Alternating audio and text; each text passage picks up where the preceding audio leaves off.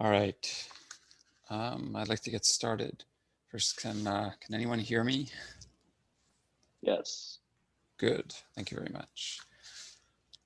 All right. Today, I want to talk about the transition between running in user code, running programs in user code, and executing in the kernel. And this is the transition that has to happen whenever a program makes a system call, or if it experiences a fault like a page fault or divide by zero, or if a device decides to interrupt and needs to be served by a kernel device driver. There's a lot of careful design and sort of important details that go into how these traps from user to kernel happen. And the details are pretty important for enforcing isolation, security, and also for performance. There's many programs that transition to the kernel a lot, either due to system calls or page faults.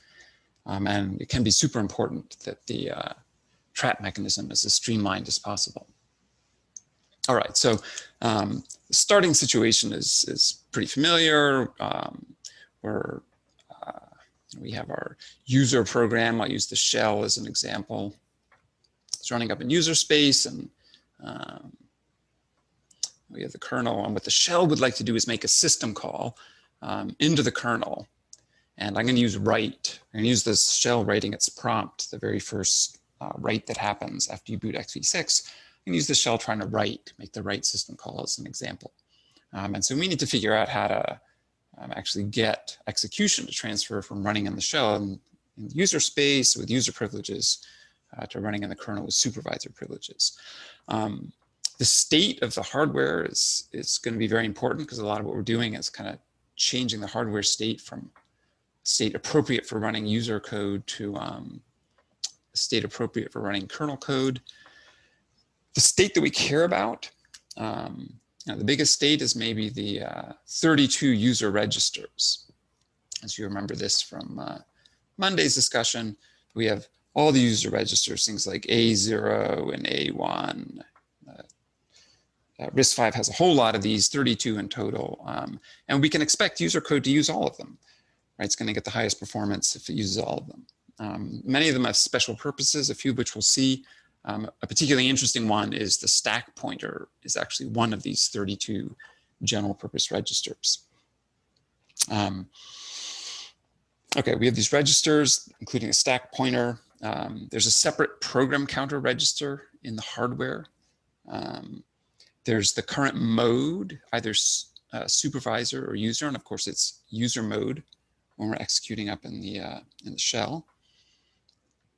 And then there's a bunch of registers, special registers that control how the CPU works. Like there's the SAT-P register that contains a pointer to the page table. And it'll turn out there's a couple of others that are super important for this discussion.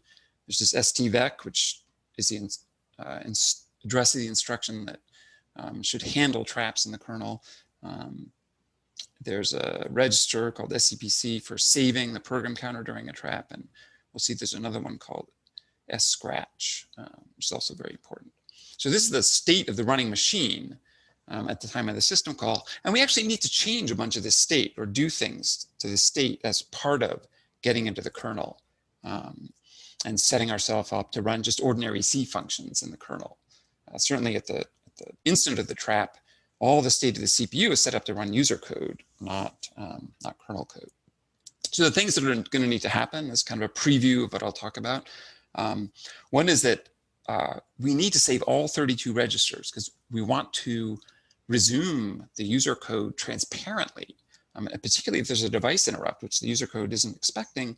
And we want to be able to have the kernel serve the interrupt and then resume the user code without it ever noticing any difference. And that means that these 32 registers can't be disturbed by the kernel, since the kernel needs to use the registers, it has to save them all somewhere first. So these need to be saved. The program counter also needs to be saved somewhere because we need to, it's almost like a user register. So we need to continue executing the user program where it left off. We need to switch the mode to supervisor mode because we need to use various privileges in the kernel. This page table pointer is currently pointing towards the user page table, which only contains just the mappings that user programs need. plus 1 or 2 more, as we'll see, but the user page table does not contain the mappings for the bulk of the kernel data. So we need to switch page tables before we can run most kernel code. We need to switch the stack pointer to point to a stack that's in the kernel somewhere, because we need a stack to call C functions on. And finally, we need to jump into, once we've set all this up and switched all these resources to be appropriate for use in the kernel, we need to jump to kernel C code. And once we're in C code, life is much more sort of business as usual. We're just running a C program in this kernel. And so for today, at least, we'll talk about what the kernel does in the C code later. But today, the discussion is really how to get from user space into the kernel, into a position where we can run C code in the kernel. There's a couple of high-level goals that constrain our design options for this. One is that for security and isolation, we really don't want to let user code interfere with this user kernel transition in a way that could be damaging to security. And so that means that the sort of hardware and kernel mechanisms that are involved in traps really can't count on anything from user space. We can't assume anything about these registers. They could be just filled with terribly malicious values. So basically, the XV6 trap handler doesn't really even look at these registers. It just saves them away. So we're going to want to be careful to preserve isolation during this trap mechanism against intentionally malicious user code. And the other thing that's important is that we want to be transparent to user code. We'd like to be able to take the trap and do our business in the kernel and resume the user code without it ever having to notice that anything funny happened. And that's just to make it easier to write user code. Something to note, we care about isolation and security here. Today, we're just going to talk about the sort of aspect of security that involves getting into the kernel. But of course, the system call implementations, the actual write implementation in the kernel, also everything in the kernel has to be careful, has to be written carefully and securely also. So even if this transition into the kernel is perfectly secure, the whole rest of the kernel has to be written securely and sort of mindful that user code may be trying to trick it. A particularly important thing I want to talk about is what it is that the mode flag controls. This mode is either user or supervisor. Of course, it's user when we're up in user space, and the mode flag is set to supervisor when we're executing in the kernel. But it's important to know exactly what privileges we gain by changing the mode from user to supervisor. And it turns out these extra privileges are fairly restrictive. That is, what you can do in supervisor mode that you couldn't do in user mode is not maybe as privileged as you might think. So this is supervisor mode, like exactly what it controls. One thing it does is you can now read and write the control registers. And that is, if you're in supervisor mode, you can read and write SAT-P, the page table pointer, this STVEC pointer, which controls where traps go in the kernel, this register that holds the saved program counter during a trap, and this scratch register, plus a few others. So supervisor could read and write these registers, and user code could not. The only other thing supervisor code can do is it can use PTEs that have the PTEU flag set. I don't know if you remember, but there's this PTEU flag, it can be set or not set in each page table entry. A flag that has this, you can use PTEs that don't have the PTEU flag set. If the PTEU flag is set, it means that user code can use that page table entry. If this flag isn't set in the page table entry, it means only supervisor mode can use it. And we'll see that's important in a little bit, but these are really the only things that supervisor mode can do. It can't do anything else. In particular, for example, supervisor mode code can't just read and write arbitrary addresses, say physical addresses. No, supervisor mode is forced to go through the page table, just like any other code. If a virtual address isn't in the current page table pointed to by SAT-P, or if it has the PTEU bit flag set, which means it's a user PTE, then supervisor mode code cannot use that address. So we're even in supervisor mode, we're restricted to whatever virtual addresses were set up in the current page table. And that's it. So we're just allowed to do these things. So, we'll see. This is a significant constraint on what the trap code can do when we're entering the kernel. Can't do just anything. I'm going to preview a bit. I'm going to spend most of this lecture in GDB actually tracing through the execution of a trap entry into the kernel and return. There's going to be a lot of details. In order to maybe sort of help you see ahead to what's coming, we're going to be tracing the shell's call to write, which from the shell's point of view is just a C function call as part of the shell. In fact, write makes this, might issues a system call by issuing the eCall instruction, which switches into the kernel and switches to supervisor mode. Where that goes immediately, that is the very first instruction that's executed in the kernel in supervisor mode, is in a function written in assembler called userback. And this is in the part of the trampoline in trampoline.s in the kernel source. So the very first code that's executed is this userback assembler function. And next, that assembler function jumps into C code, in particular a function called usertrap in trap.c. And now we're getting into C code, so things are much easier to understand. Usertrap sees, we're executing a system call, and it calls a function called syscall, which looks up the system call number in a table and calls the particular function inside the kernel that implements that system call. And for us, it's going to be write. And write does its business. It happens to, arrange for the whatever bytes were written to appear on the console. And when it's finished, it returns back up to this system call function. And then the system call function, in order to return back to user space, because we want to resume after this eCall, there's a bunch of stuff we'll see that has to happen in order to return to user space. So there's a separate function called user trap ret. It's written in C, it's in trap.c that does the part of this return to user space that's convenient to do in C code. There's some final things that really can only be done in assembly code. And the code for that is written in assembler, and it's again in this trampoline page in a function called user ret. So there's some last assembly stuff that has to happen. And then finally, this assembly function issues the machine instruction that returns back in user space and resume execution after the eCall. All right, does anybody want to ask a question? I'm about to switch into looking at stuff with GDB. Any questions about the sort of high level picture?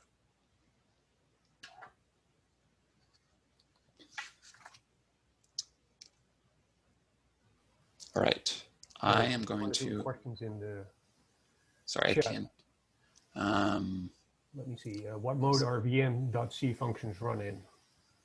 VM.c functions, everything in there is a part of the kernel and it's run in supervisor mode. Got it. Yeah. Okay. Somebody asked why these functions are named this way. The naming is a bit of a disaster, and for next year, I'm resolved to make them more rational. I think the naming question might have referred to the name of the registers in the previous board. They all start with S for supervisor. Other than that, there's 5 people pick these names. Somebody's asking, don't the VM.c functions access physical memory directly? That's absolutely true. The reason why they're allowed to do that, though, is that the kernel carefully sets up direct mappings in the page table. There's been many, many PTEs in the page table which cause, whenever the kernel tries to read or write a physical address, it actually is a virtual address that's translated by the kernel page table into the physical address that's equal to the virtual address that was issued. So it's like super convenient in the kernel once you're using the kernel page table, because the kernel has all these direct mappings. But until we've set up until the trap machinery has switched to the kernel page table, none of those mappings are available. So until the kernel trap code is switched to the kernel page table, we're still using the user page table, which has none of these convenient mappings for physical addresses.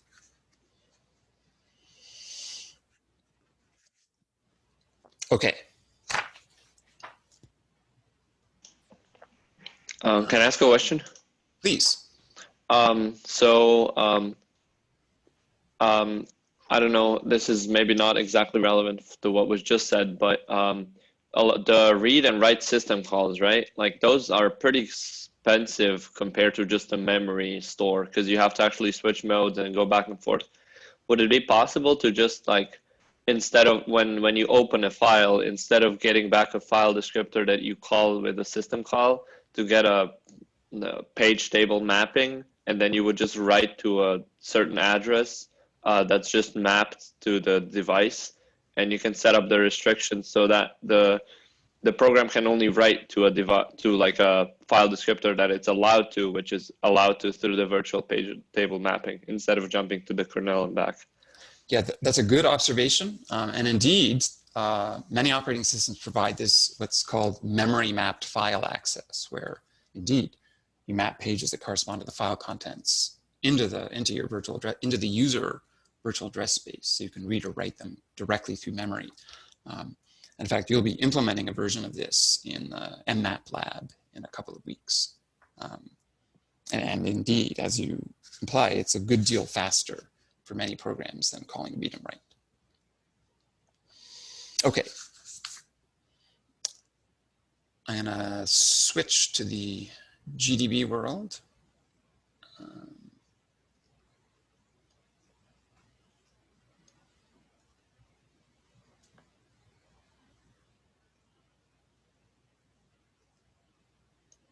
All right, at this point, everybody should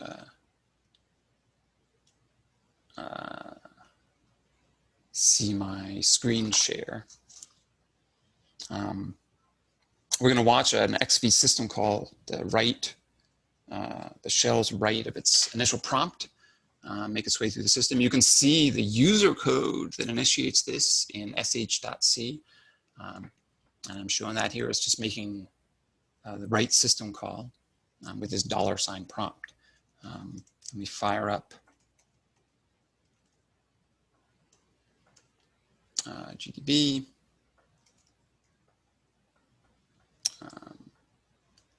Excellent. So what actually happens when user code, when the shell calls write is just it's a library function that's part of the, that's linked into the shell. And you can see the source for it in usys.s. So it's this couple of instructions here is the implementation of the write function that the shell is actually calling. And this is a very short function. All it's doing is loading into A7 a number, syswrite, which is just symbolically defined to be 16, that tells the kernel, I want to run the 16th system call, which happens to be write. And then this little function uses the ecall instruction, which is what actually gets the code into the kernel. The kernel does its thing. And then when the kernel's finally done, it returns back into user space to execute the instruction after the ecall, which is that ret that returns back to the shell, returns from that write library function back into the shell. So what I'd like to do in order to show the system call part of this, I'm going to start by putting a breakpoint on that ecall instruction. And we need to know its address, of course, but we can find that out by looking in sh.asm, which the xv6 compilation process produces. And in sh.asm, there's a assembly code with addresses of the instructions for the shell. So I'm going to put a breakpoint on the ecall instruction, which is at address DE6.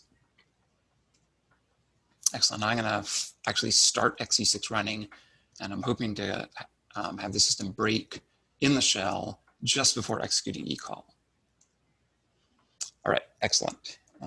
We're now, you can see from GDB, we're about to execute that eCall.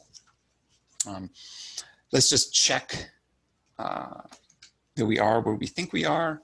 Let's print, we can print the program counter. It's 0x to E6, just what we asked for.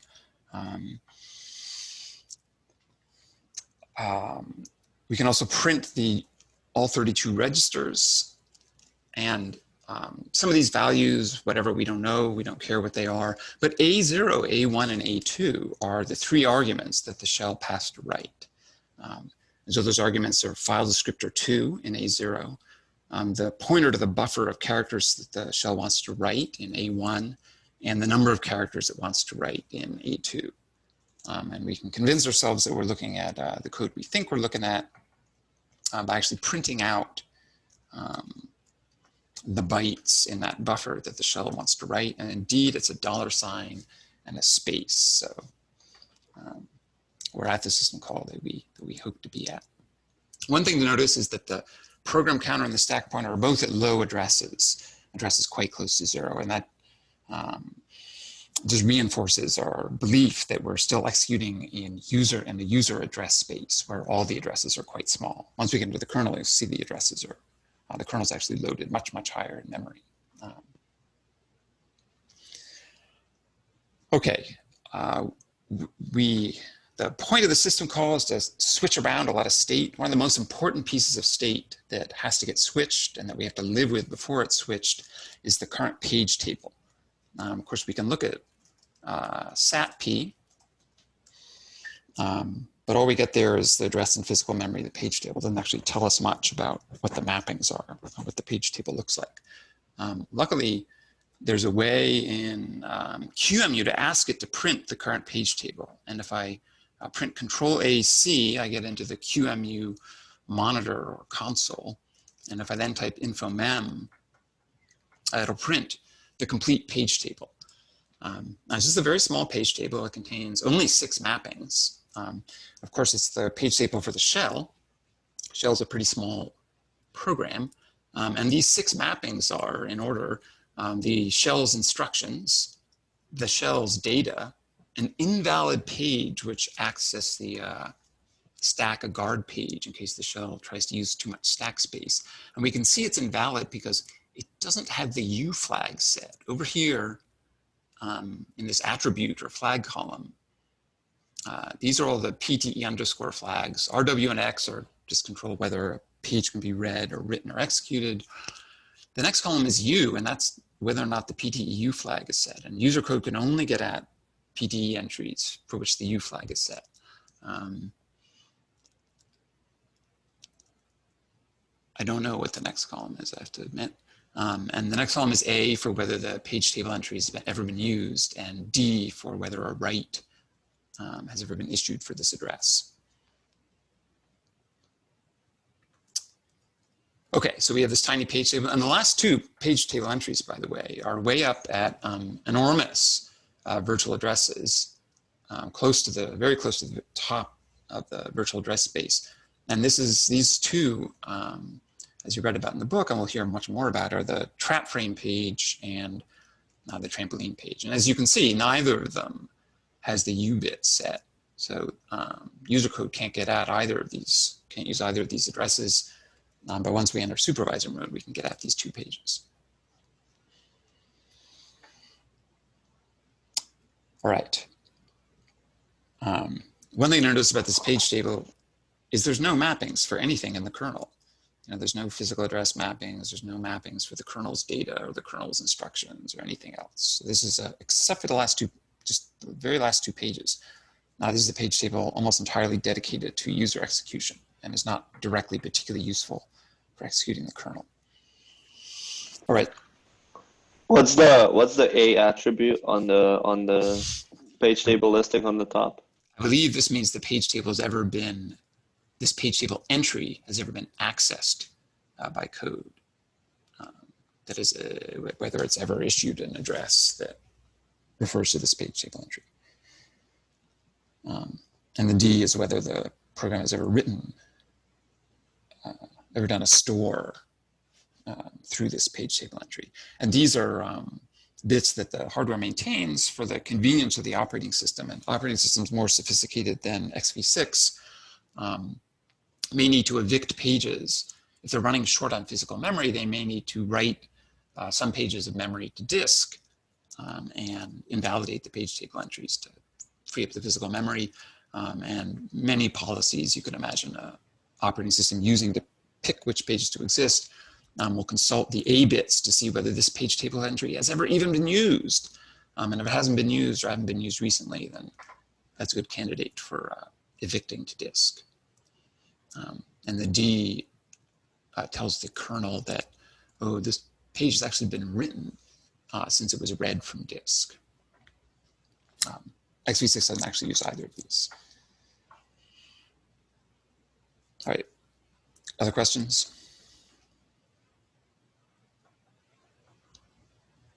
All right, let's execute the, let me just remind us where we are. I'm gonna print out the contents of the write. We're in the write library function in the shell, and the program counter is pointed to the ecall instruction. We're about to execute the ecall instruction. We're still in user space, but we won't be for long. Boom, I executed the ecall instruction. Okay, so first question is, where are we after the ecall? We can look at the program counter.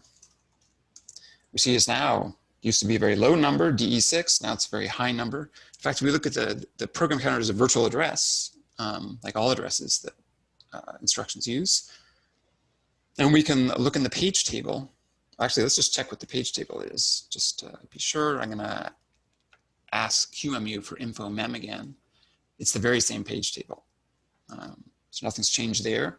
We'll look up our new current program counter there. The program counter is at the right at the beginning of this trampoline page that's mapped way up high in the user memory. So that's where we're executing. We can see the instructions that are there. I'm going to use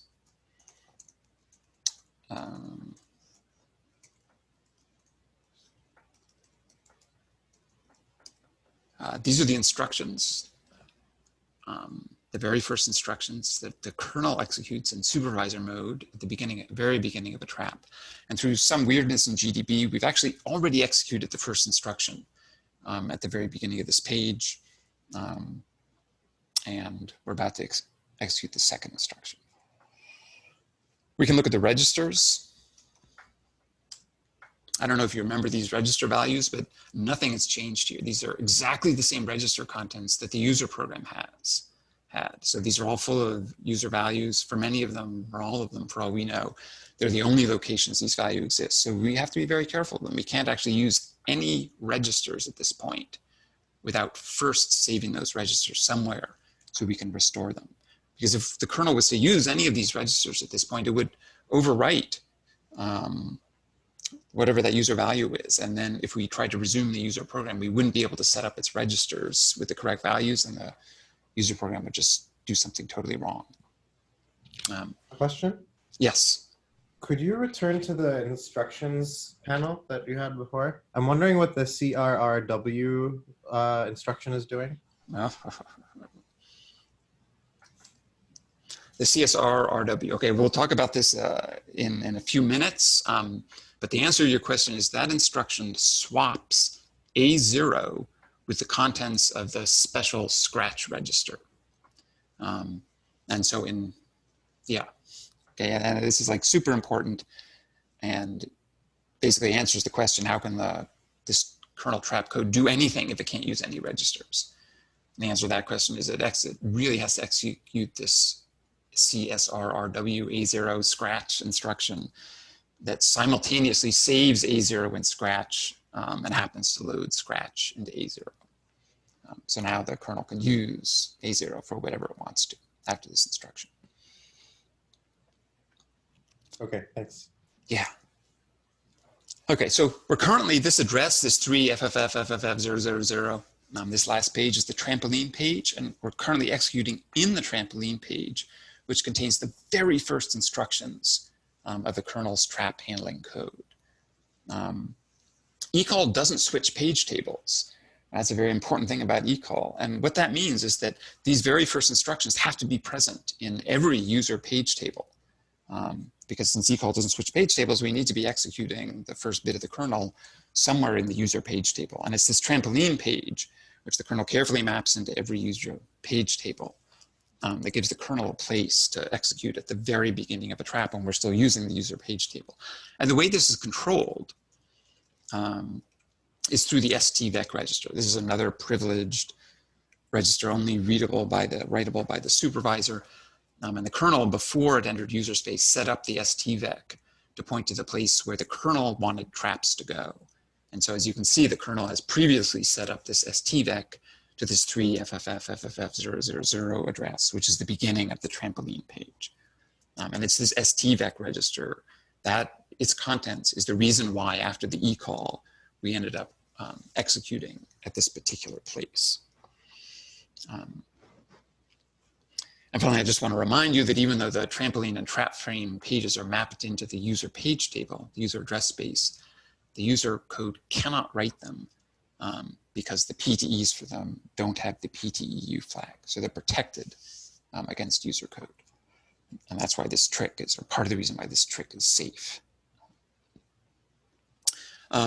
I've been sort of telling you and assuming that we're in supervisor mode. I don't know any way of finding out what mode the machine is in directly.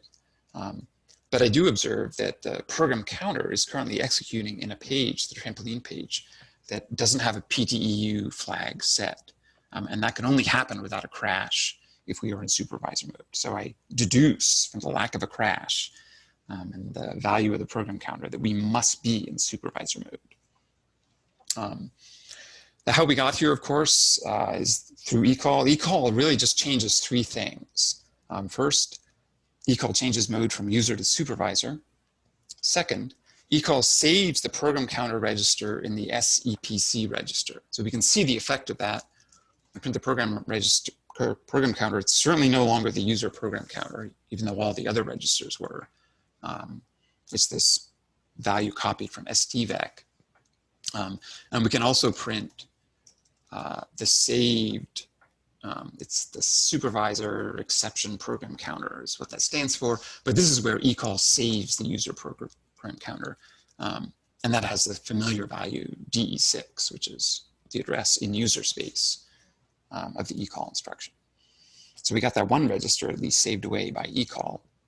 And the final thing that ecall does, the third thing it does, is jump to the instruction that STVEC points to.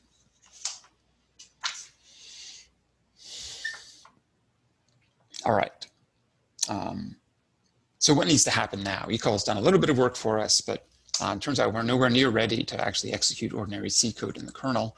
What has to happen now is we need to save the 32 user register contents so we can later restore them when we want to resume the user code. We need to switch to the kernel page table because currently we're using the user page table. We need to create a stack or find a stack and set the stack pointer register to point to the kernel stack so we can run C code, which requires a stack. And then we need to actually jump to some sensible place in the C code in the kernel. Now, as an aside, ecall didn't do any of these things for us. But you could have, the hardware could have defined ecall to do much more, many more of these steps for us instead of leaving them to software. And as we'll see, doing them with software is not particularly straightforward. So you should ask yourself why the ecall doesn't do more of the work of getting from user space into the kernel. Why doesn't it save their user registers or switch page table pointers to point to the kernel page table, or automatically set the stack pointer to point to the kernel stack, or jump right to kernel C code, geez, rather than having to go through all this complicated assembly code. And there's actually been machines that have done all of these things in hardware during system calls. The RISC-V doesn't do any of them. The RISC-V, really, the attitude they've taken is that ecall does the absolute minimum that's required that it could possibly do and leave everything else up to software. And the reason for this is because the RISC-V designers want to allow maximum flexibility to the software, the operating system programmers to design the operating system however they like. And so you can imagine ways, x86 really doesn't use this freedom, but other operating systems do. So some examples of things that are kind of enabled for the software to do because eCall is so simple. Maybe some operating systems can execute some traps, some system calls without switching page tables. The switching page table is expensive. If eCall forces you to do it, that rules out the possibility of very streamlined implementations for some system calls that don't switch page tables. Some operating systems map both user and kernel virtual addresses into a single page table and use the same page table for both user and kernel, and therefore don't even have to switch page tables ever when transitioning between user and kernel. And for them also, if eCall switch page tables, that would just be a waste and slow things down. Maybe in some circumstances, system calls, for example, some registers don't have to be saved. And which ones have to be saved or not sort of depends on the software, the language, and the compiler, but you might be able to save a lot of time by saving fewer than 32 registers. So you don't want eCall to kind of force you. You don't necessarily want eCall to force you to save all the registers. And finally, maybe no stack at all is required for some simple system calls. So again, for operating systems that care a lot about performance, it's good that eCall doesn't force any particular stack policy on you. And again, there's been many clever hardware, software schemes for very streamlined, high performance system calls and traps, just because the performance of this stuff is like super important and people worry about it a lot. Okay, so back to x86 and RISC-V. The first thing we need to do is save some registers. We can do hardly anything on the RISC-V without a few registers, without being able to use registers. So what are our options for saving user registers? On some other machine, we might be able to just write the contents of the 32 registers somewhere convenient in physical memory. We can't actually really do that on the RISC-V because supervisor code isn't allowed to directly access physical memory. We can only use what's in the page table. There's not much in the page table. Another possibility that x86 doesn't do is simply setting the SAT-P to the kernel page table, right? And then we could use all the kernel mappings and use them maybe to help us save the user registers. And that'd be legal. The supervisor can certainly change SAT-P. However, at this point in the trap handler, namely the beginning, we don't even know the address of the kernel page table. And furthermore, the instruction that you execute to change SAT-P require that the address that you're loading into SAT-P come from a register. So to even execute the instruction to change page tables, we need some spare registers in order to put the new page table address in those registers so we can execute the SAT-P modifying instruction. All right, so we really need to save the user registers. There's two parts to the solution for how x86 does this on the RISC-V. One is, part of the solution is that x86 into every user address, every user page table maps this trap frame page. And every process has its own trap frame page. And the trap frame page actually contains some interesting, a bunch of different kinds of data, but at this point, the most important data it contains is 32 slots, empty slots in memory in which to save the 32 registers. So the good news right now in the trap handling code is that we have a mapping, we're guaranteed to have a mapping set up by the kernel previously in the user page table that points to a place where that's prepared for us to save this process's user registers. And it's there, it's always 3 FFF E000 virtual address. And if you want to see what's there actually in that trap frame, it's what xv6 puts there is defined in proc.h and struct trap frame, which is right here. So you can see what's supposed to go in each slot. And there's a 32 slots, named RA, SB, GP, whatever, which are places to save registers. There's also these 5 things at the beginning, which we'll see will come in handy very soon, which are values that the kernel previously placed in these slots in the trap frame. Like, for example, this very first slot in the trap frame contains a pointer to the kernel page table. And this will be the value that we're very soon gonna, the trap handling code is gonna load into SATP. Okay, so half the answer to how to save the registers is that the kernel has conveniently mapped this trap frame into every user page table. The other is this instruction, this scratch register, which we mentioned before. So there's the special scratch register provided by RISC-V for exactly the purpose we're about to use it for.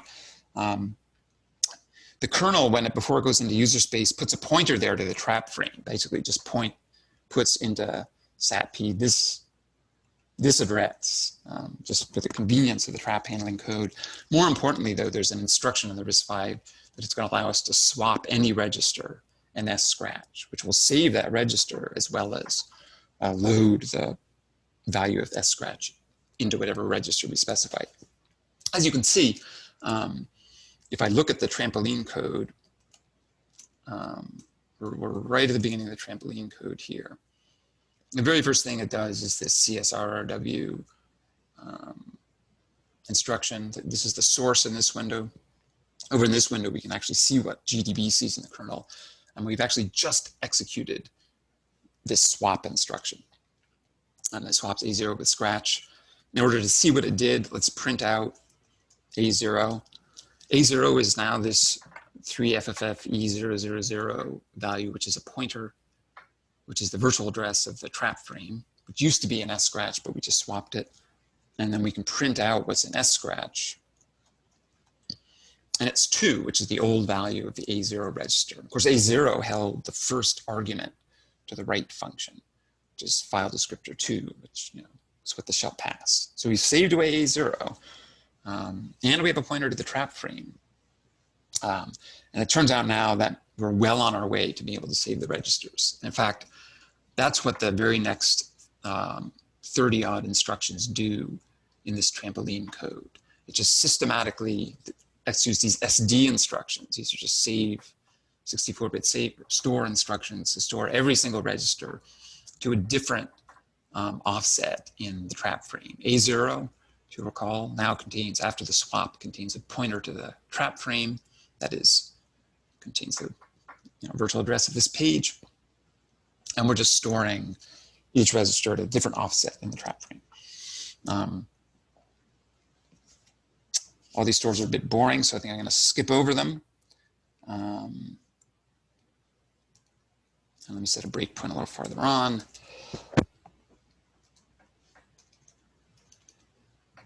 Professor, question? Yes. How did the address of the trap frame end up in scratch when we swapped it with A0? Okay, before the kernel, before it previously transitioned to user space, set scratch to be equal to 3FFFFFE000, the virtual address of the trap frame. So all the time when we were executing in user space in the shell, scratch had this pointer to the trap frame. And then the shell executes ecall, which jumps to the beginning of the trampoline, and the very first instruction in the trampoline is this CSRW instruction, which swaps A0 and the scratch. And so now the old value of the scratch, namely the pointer of the trap frame, is now in A0. Does that answer your question? And I guess I'm wondering where in the does this happen during the allocation of the process? Like, where does the scratch register live? Where does this? Well, the scratch register itself lives on the CPU. It's a special register in the CPU, and the kernel sets it. It's a little bit involved. The actual place where it's set, or what I'm now showing you on the right here, is the code that the kernel the last 2 instructions that the kernel executes while returning to user space. And what's happening is that the very last thing it does after the kernel restores all the user registers and is just about ready to return to user space, it actually does another one of these swaps. The kernel has set up A0 to be equal to the trap frame.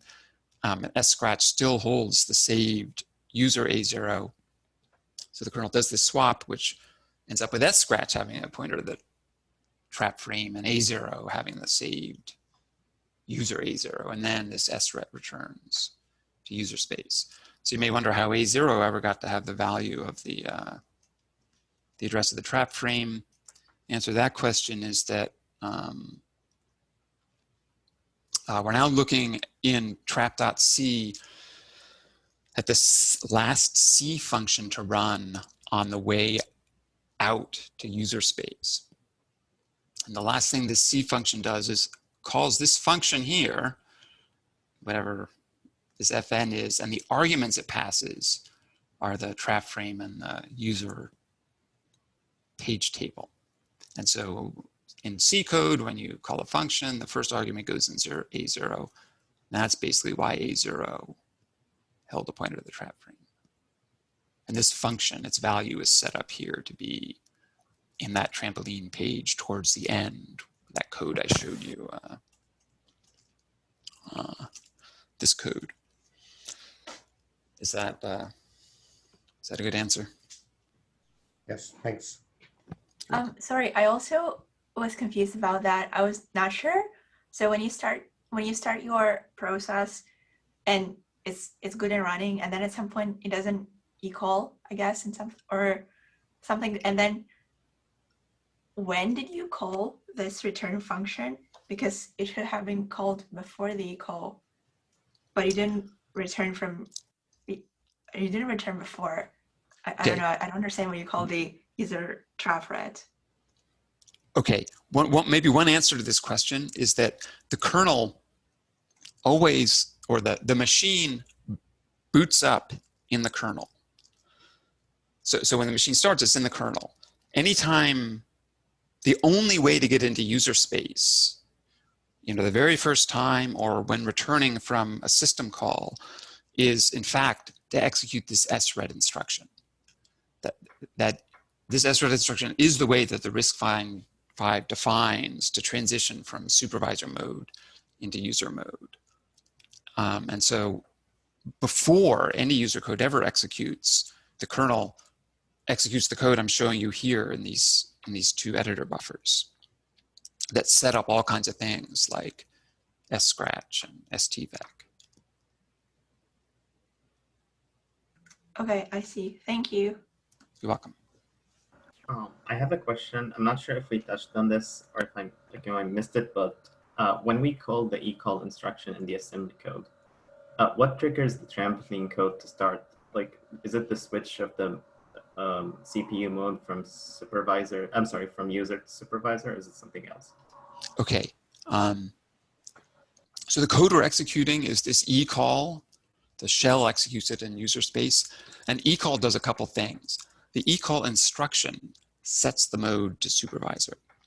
And the eCall instruction saves the program counter in EPC, and the eCall instruction sets the program counter equal to the control register called stvec. So, and stvec is one of the many things which the kernel sets up before entering user space. And so here's stvec. Stvec is just the kernel set it to the beginning of the trampoline page, that is this address here, so that when eCall happens, eCall just copies stvec into the program counter and continues. But now the program counter is executing at this address in the trampoline page.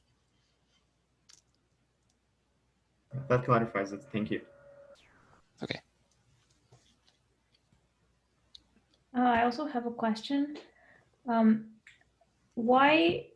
So some of the registers that are saved in the trap frame should not are also registers that the user program had access to. Why did we need to use a new region in memory and not use the program stack? Okay. Well, there's maybe two questions here. One is maybe why do we have to save the registers at all? The reason why the kernel has to save the registers is that the kernel is about to run C code that it overwrites those registers. And if we ever want to resume the user code correctly, we need to resume it with its registers having their original values, as of when the eCall was executed. So we have to save all the registers in the trap frame so that later on we can restore all of their values just before resuming the user code. Maybe the other half of your question is how come they're saved in the trap frame and not on the user stack? The answer to that is that we're not sure the user program even has a stack. Right? There are certainly programming languages that don't have a stack. And the stack pointer doesn't point to anything in particular, or might have value 0. There's also programming languages that, yeah, they have a stack, but it's in like a format that's, some weird format that the kernel doesn't understand.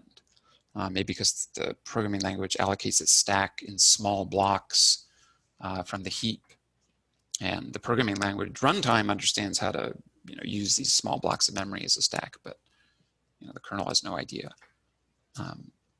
So if we want to be able to run sort of arbitrary user programs written in lots of different languages, the kernel can't make any assumptions about what parts of user memory it's allowed to exist or valid, or it's allowed to read or write. And so the kernel has to be sort of self-contained in saving and restoring the registers. That's why the kernel saves this stuff in its own memory in the trap frame rather than in user memory. Okay, makes sense. Okay. Anything else? Oops. Okay, we're still right at the beginning of the code in Trampoline. This code is, unfortunately, we refer to it both as uservec and as the Trampoline code. We barely started executing it. I think I just set a breakpoint in this code after all the registers have been saved. I think I set a breakpoint of this instruction. So we'll continue executing, skip over all these saves of all the user registers to the trap frame. Okay, and now we're executing this load instruction. This load instruction is loading into the stack pointer register. And what it's loading is the value, is the 8th slot in the block of memory pointed to by A0. We remember A0 points to the trap frame, to this virtual address, the second to last page. And the format of the trap page, of the trap frame, here's the format of the trap frame. We've conveniently labeled each field with its offset in bytes.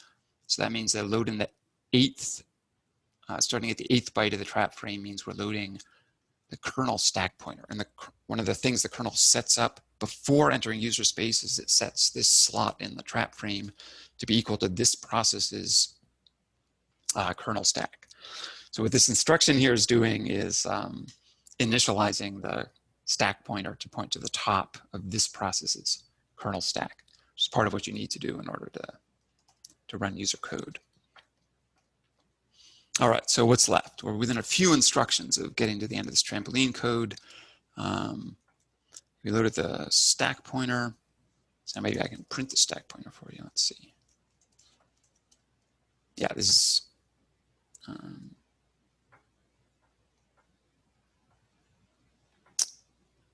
all right, well, this is the kernel's, this process is kernel stack. It's up in high memory because XV6 treats kernel stacks specially so that it can put a guard page under each kernel stack.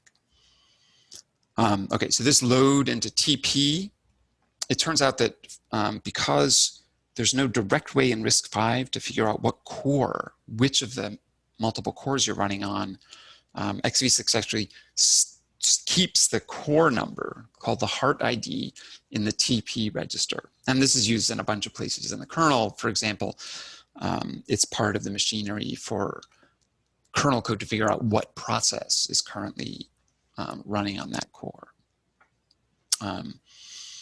Okay, and if we execute this, hopefully TP, we're running on core 0. And that makes sense because I've configured QEMU to only give one core. to XV6. So we are indeed running on core 0. This next thing is loading the address of, well, actually the load into T0,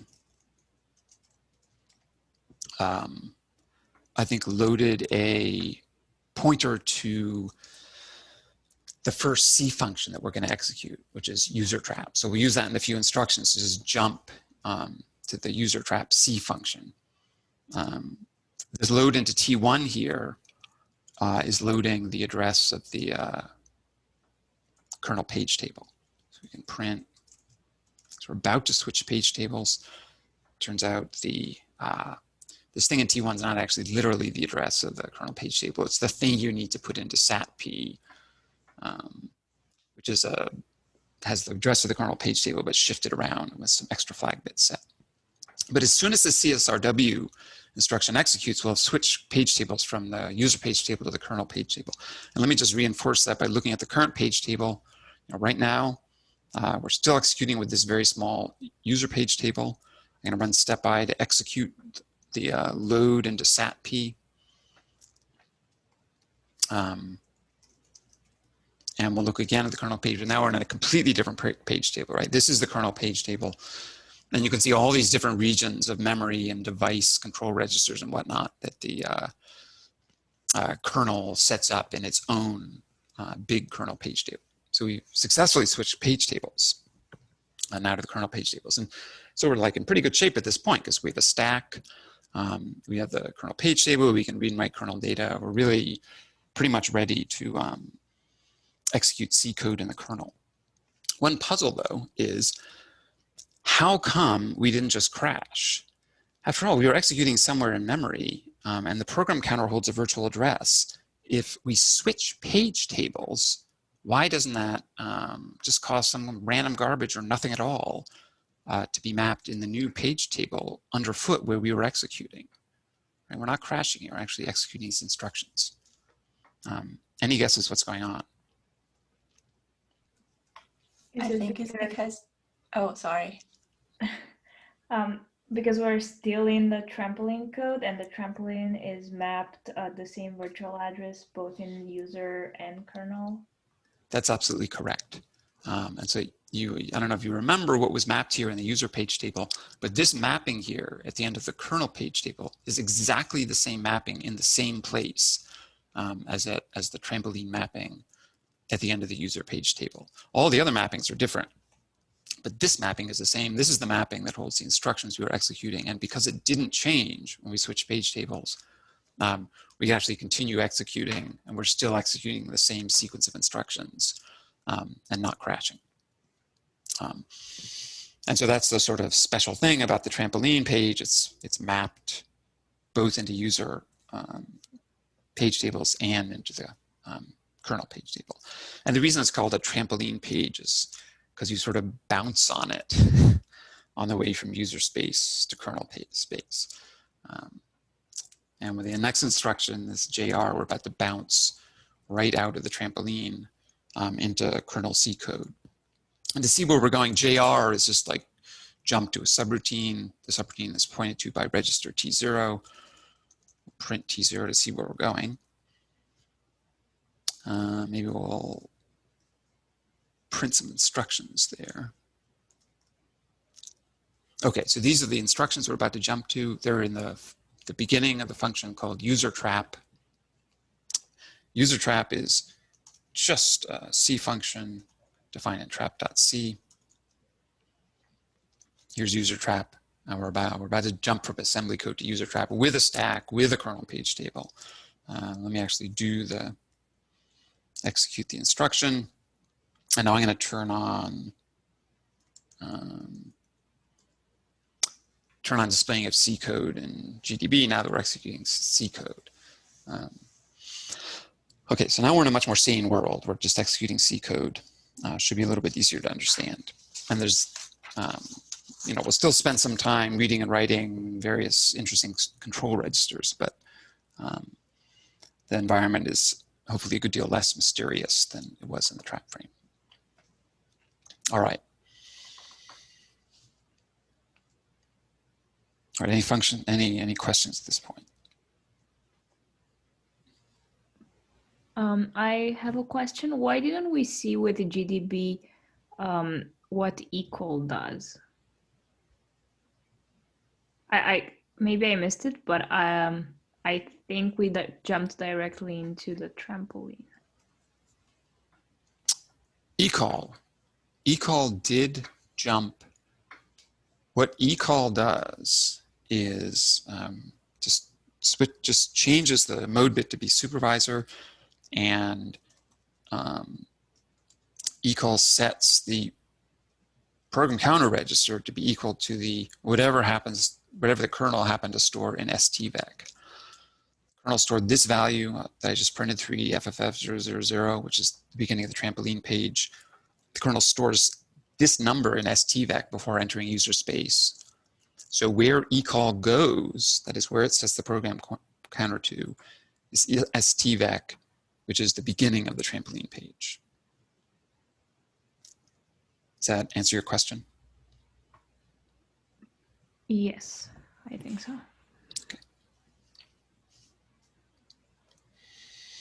Okay, so now we're in user trap. User trap is entered actually just like the trampoline page, and for a number of different kinds of traps. There's system calls, there's exceptions like dividing by 0 or using an unmapped virtual address, and there's device interrupts, and they all come here. And so user trap sort of saves and restores hardware state, but it also needs to look at the state, at the cause of the trap to figure out what to do with it. And so we're going to see both things as we execute along in user trap. Let me just run stuff in user trap. Let's see. The first thing it does here is that it changes that STVEC register. It turns out that the way x86 handles traps is different depending on whether they come from user space or from the kernel. We've only been talking about what happens if a trap occurs from user space. There's a quite different sequence of events for traps that come from the kernel that occur while in the kernel. Because after all, for example, the kernel is already using the kernel page table. If a trap occurs while you're in the kernel, you're already at the kernel page table. So there's a whole bunch of stuff that doesn't have to happen if the trap occurred while in the kernel. So before getting much further in the kernel code, we change STVEC to point to this kernel vec, which is the kernel trap handler, rather than the user trap handler. We need to, for various reasons, we need to figure out what process we're running. We do that by calling this myproc function. And myproc actually looks at an array indexed by the current core number, the heart ID, which you remember we put in TP. That's how myproc figures out what process is currently running. We need to save that saved user program counter. It's still sitting there in SEPC, but because one of the things that could happen while we're in the kernel is that we might switch to another process, and that other process might go into that process's user space, and that other process might make a system call which causes SEPC to be overwritten. We have to save our SEPC in some memory associated with this process so it doesn't get overwritten. And it gets, we use this trap frame to save EPC as well as lots of other stuff. And anyway, that's what this current line of code is doing. The next thing that happens, we need to figure out why we came here. The SCAUS, the RISC-V SCAUS register, has a different number depending on why this trap occurred. Some kind of exception or versus system call versus device interrupt. Value 8 means we're here, we took a trap because of a system call. And hopefully indeed, SCAUS is 8. It does have 8 because we're here because of a system call. So we're going to execute this if statement.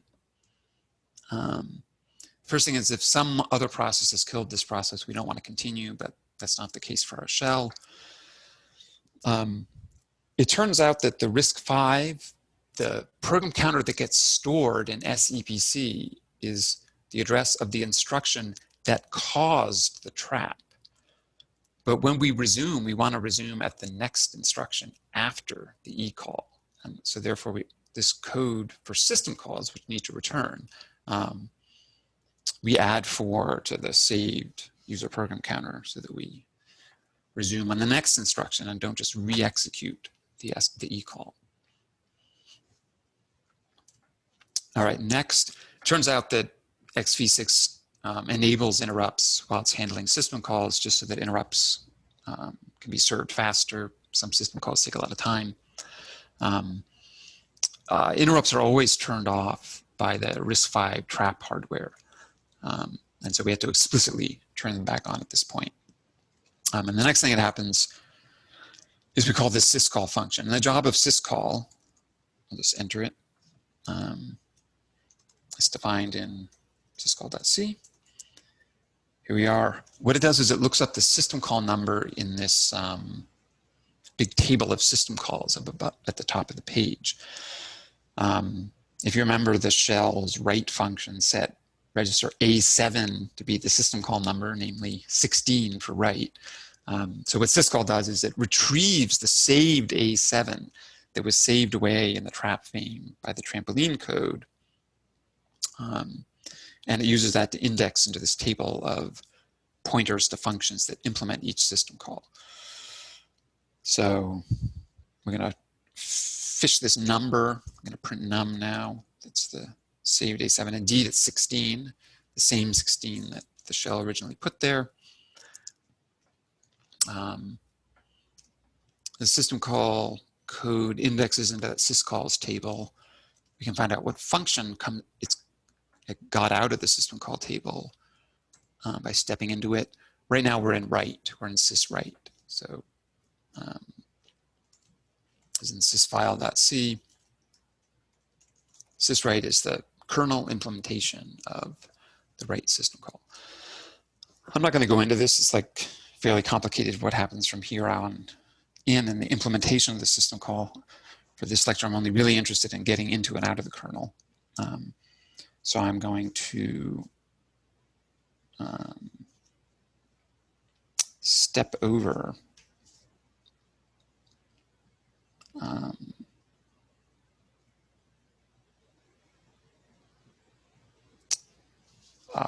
the actual implementation of the system call. One thing, an interesting thing to note, is that the system calls need to find their arguments. So, remember the arguments to write were 2 and a buffer pointer and another 2.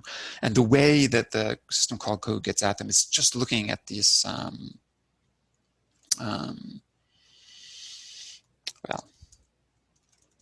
looking in the trap frame. So just like we could look in the trap frame for A7, we can look for A0. And that's the first argument. We look at A1, that's that buffer pointer. We can look at A2, that's the second argument, the number of bytes to write. Okay, so the system call does its job, and then syswrite finally returns. And we're gonna watch what happens. The reason for this assignment here, the reason why we're assigning to A0 in the trap frame is that this system calls all have a return value. Like write returns the number of bytes written. And the convention for C code on the RISC-V is that return values are placed in register A0 by whatever function you're calling. And so to simulate a return value, we just stick the return value in A0 in the trap frame. And we'll see by and by that when we return to user space, this A0 slot in the trap frame is restored back into the actual A0 register, and the shell sees that A0 value as the return value from write. And if we just execute through this and print p arrow trap frame arrow A0, we'll see it as value 2. And what that means is that write return value is 2, saying that it actually wrote 2 bytes, just as instructed. Okay, at this point, we're back in trap.c in user trap, just after the call to syscall. So we're now at this p arrow, which is checking if the process has been killed, because we don't want to resume executing if it's already been killed. But of course, our shell has not been killed. Skip over this, and then user trap calls a separate function, user trap ret, in order to set up all the stuff that I talked about previously whenever I said, well, before entering user space, the kernel does blah, blah, blah. It's user trap ret that's responsible for setting all that stuff up.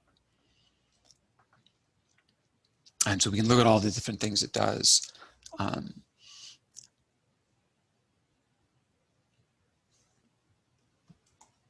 It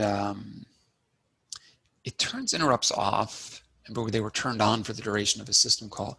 They're turned off now because we're about to change the STVEC to point to the user trap handler, whereas while we were in the kernel, it was pointing to the kernel trap handler.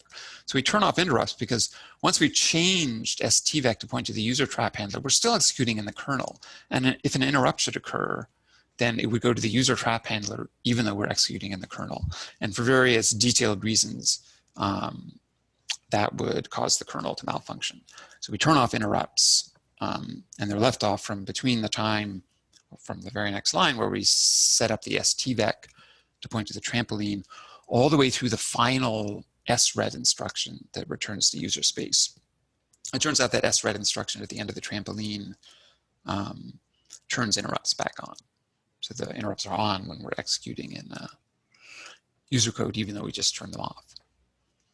The next couple of lines fill in those trap frame slots that we saw before that hold various values that are convenient for the trampoline code. So the code here stashes away a pointer to the kernel page table in the trap frame. It stashes away a pointer to this process's kernel stack. It stashes away in the trap frame a pointer to the user trap function, which is what the trampoline code jumped to at the very end. And it stashes away the current core number read from the TP register so that the trampoline code can just restore that same value because user code may have disturbed it. All right, question. Yes. Why didn't we save the SEPC in the trampoline? It could have. Yeah. I mean, the SEPC could have been, the trampoline code happens not to save it along with the other registers. We perfectly well could modify the XV6 to save it. I mean, where it is actually saved, as you probably remember, is just happened to save it in user trap in C code instead of in assembly code in the trampoline code. I don't think I can't think of a good reason to do it one way or the other. The user registers really have to be saved in the assembly code because any C code is entitled to, for all we know, the compiler generates code which modifies any user register. So those user registers are pretty important to save them in assembly code before entering C. But the EPC we could have been saved earlier or later. Okay, so we're in user trap ret, sort of preparing the trap. We prepared the trap frame with all these values that are going to be needed next time there's a transition from user space to kernel, next trap. There's a couple of things we have to set up in the S-status control register. It turns out this SPP bit in S-status controls the mode that SRET returns to. And by clearing it, we're just saying, well, look, next time we execute SRET, we want to go to user mode instead of supervisor mode. And this SPIE bit controls whether interrupts will be enabled after we execute SRET and after we get into user space. And we do want them to be enabled, so we're going to set that SPIE bit. And then we're going to write this new modified S-status into the actual hardware S-status register. It turns out what SRET does, the SRET we're going to execute right at the end of the trampoline code. What that SRET does is sets the program counter equal to the SEPC register. So we're now going to set up the SEPC register to have the saved user program counter, which, if you recall, we recently saved in the trap frame. That's what's happening here. If you remember, also the trap frame contain a pointer to the kernel page table because the trampoline needs to switch to it. We need to cook up the special bit pattern that you need to write to SATP. That's done here. And I'm sorry, we're now preparing a pointer to the user page table, which we need to switch to on the way into user space. We're actually going to do that switch in assembly code because it has to happen in the trampoline, because only code in the trampoline is mapped in both user and kernel space. So we can only really switch page tables when we're executing in the trampoline, but we're not executing in the trampoline yet. We're still just in an ordinary C function. So we prepare this pointer, and we're going to pass it to the assembly code as the second argument in A1. What this line here doing is just calculating the address of where we want to jump to at the end of the trampoline code. And it turns out there's where we want to go is user-ret. User-ret's the address of the instructions that'll take us back to user space. And this little formula works out the address and the sort of virtual address in the trampoline that corresponds to that user-ret function. Oops. Okay, so we calculate the address of that user-ret function, and then this next line uses this fn variable as a function pointer and jumps to that function with these two arguments in A0 and A1. We can now just go to trampoline code. In the trampoline code, there's, well, first we switch to the user page table. So we may as well actually execute this and then we can see the page tables change. Just for chuckles, we're still using the giant kernel page table. I'm going to run through user trap-ret quickly until we get to the point where it jumps to the trampoline. Oh, all right, we're in the trampoline.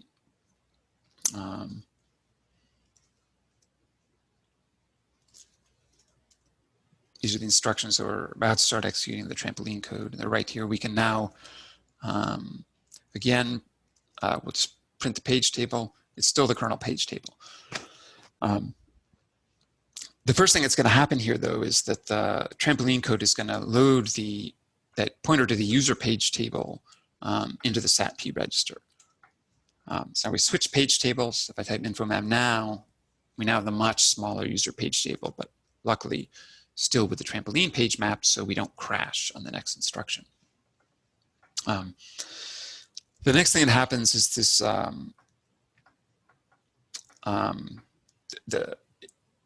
showed you a while ago that the second to last thing that this sequence of code does on the way to user space is swaps scratch with A0. So we need to set up scratch with the saved user A0 so that when we do that swap, A0 will end up having the saved user A0. It turns out A0 is a pointer to the trap frame because the C code passed that as the first argument. 112 of A0 is the address of the saved A0 in the trap frame. So we're going to load that and then into T0 and then load that into scratch. And at this point, we're still running with the kernel stuff and all the registers. The next 32 instructions, though, load out of the trap frame, which A0 points to, load all of the saved user registers out of the trap frame into the actual register. So we're like really close to being able to the point where we can run user code. I'm going to skip over all these loads. Any questions before we approach closer to user space? I have one quick question. Is the value in the trap frame A0 now the return value of that system call that we made?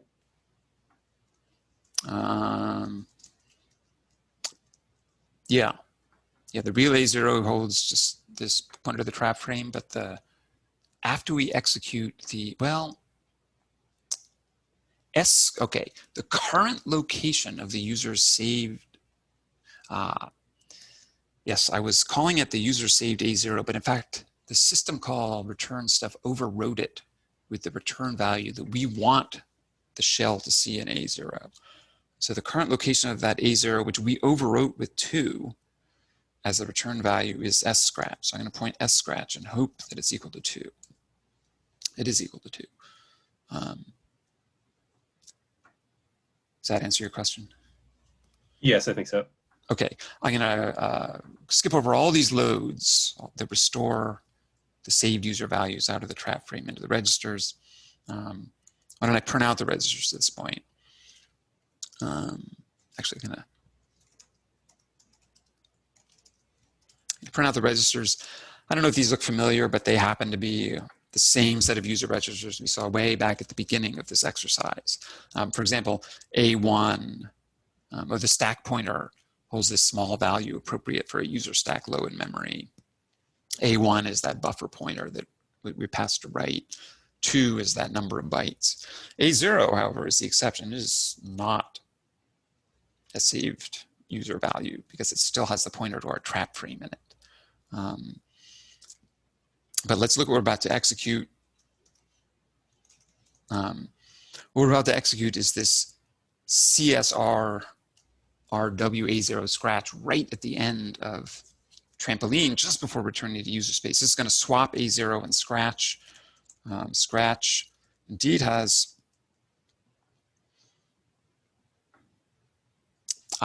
S scratch has 2, which is going to be the return value. A0 has this kernel pointer in it that points to the trap frame. But after executing the CSRRW instruction to swap them, hopefully we'll see that A0 holds this return value of 2, and S scratch holds a pointer to the trap frame, which is the second to last page in memory. And that value is going to stay in S scratch until the user program does another trap. And at that point, the trap handling code that we talked about before will be able to use S scratch to get the trap frame. All right, we're still in the kernel, but this is our last instruction in the kernel. And when I execute this SRET, it will switch to user mode. Before I do that, let's look at, it'll switch to user mode. It'll copy SEPC to the PC because we're still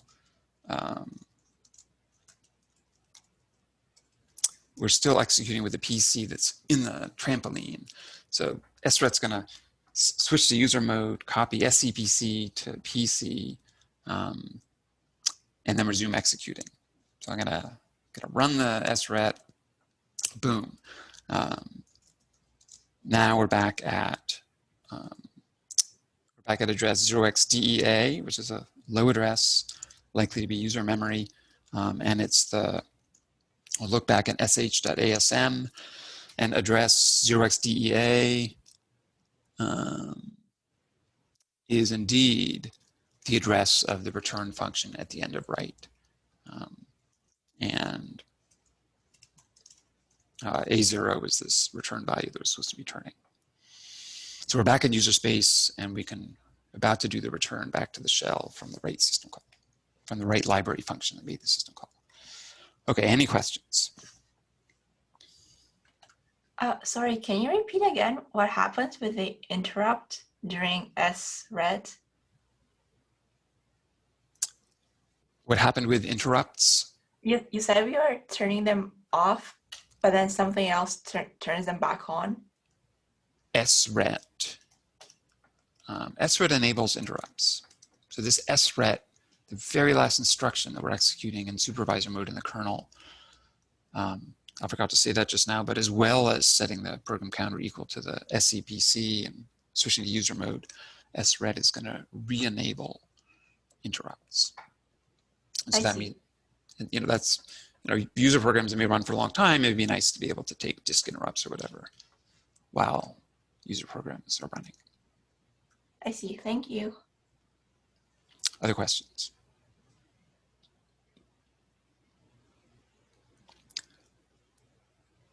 Okay, to wrap up, the system calls sort of look like function calls and are kind of meant to be thought of a lot like function calls, but The user kernel transitions are much more complex than function calls are.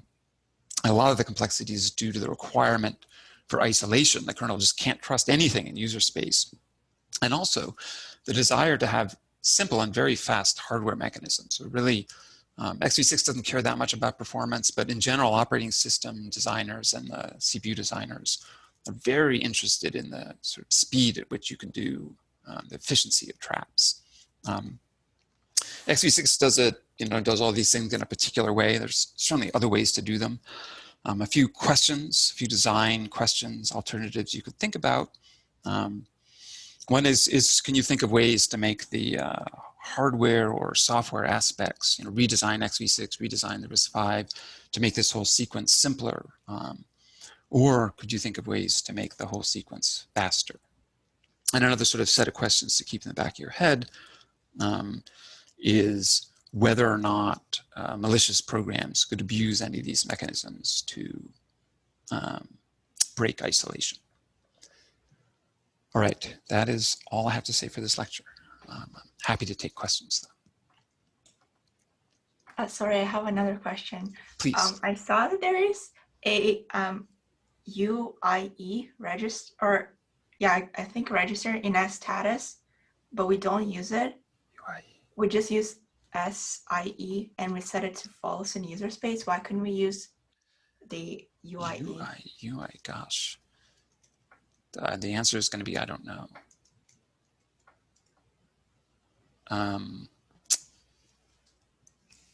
We are SP. What we set is SPIE. We may actually end up setting. I know nothing about UIE. I'm going to guess. Let me see. I'm going to guess that what actually happens here in this code where we're okay, so here we are in user trap red. We're setting SPIE in the S status. And I believe the SRED instruction will copy this SPIE. This is this previous, the name of this is the supervisor previous interrupt enable. I suspect SRED copies that bit into the into whatever controls interrupts in user mode, which is possibly this UIE bit and S status. How's that for a guess? I see, thank you.